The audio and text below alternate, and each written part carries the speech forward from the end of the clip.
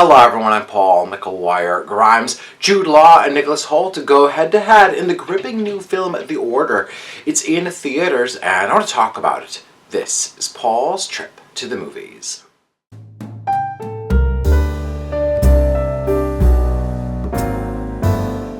The Order is based on a true story from the early 1980s that will feel very relevant for what's happening in the country today.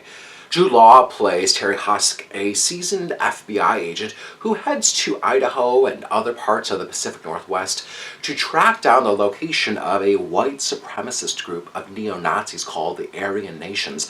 They're led by Bob Matthews, who's played by Nicholas Hoult. Bob Matthews knows there's an uprising of groups like this, but believes they're moving too slowly at taking over the country. He decides to form a new group called The Order to make bigger, bolder steps. The Order becomes involved in a series of bank robberies, counterfeit money, and even the murder of a popular DJ in order to overthrow the government, as they see certain people as the enemy within. Terry Husk is joined by other FBI agents played by Tye Sheridan and Jurnee Smollett to stop Bob Matthews before it's too late. The Order is a fascinating true story that's based on the book The Silent Brotherhood by Kevin Flint and Gary Gerhardt that really details Bob Matthews' plan of action.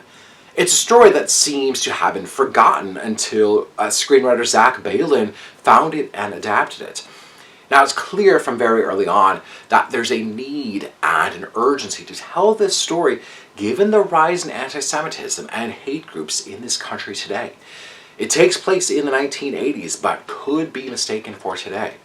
There's a good amount of dialogue that Baylin uses that just feels ripped from today's lexicon and heard during the recent election cycle.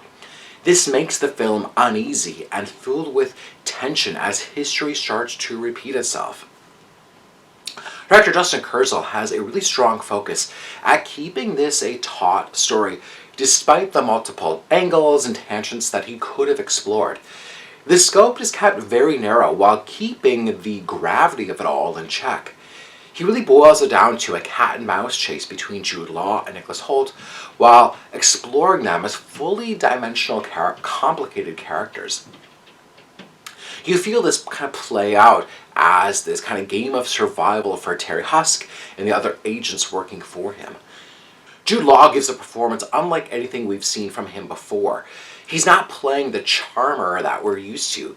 He gives Husk this gruff voice and haggard appearance to really play him as someone that's been worn down from years on the job. Nicholas Hoult has the really difficult task of playing someone so vile and so hateful, but he's hiding in plain sight. He plays Bob Matthews like your average guy on your block. He's not outwardly acting like a maniacal, rage-fueled villain. And that's what makes it even more real and scarier when you start to think about all the people in today's society whose beliefs and hatred really go unnoticed until it's too late. Director Justin Kurzel has a haunting film on his hands, set in the backdrop of the kind of lonely wilderness where hunters feel protected by their guns and a sense of power and whiteness take over to deadly consequences. I'm giving The Order 4 out of 5 ticket stubs. If you like my review today, click subscribe on my YouTube channel. I got to interview Jude Law, Jurnee Smollett, Tye Sheridan, and Justin Kurzel. So listen to those 4 interviews, hear them talk about bringing this story to life and the importance of telling it today.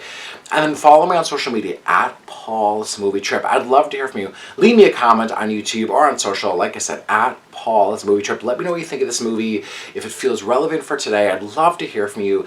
And then go to my website, paulstriptothemovies.com, for even more reviews. Thank you so much for watching my review of The Order. This is Paul's Trip to the Movies.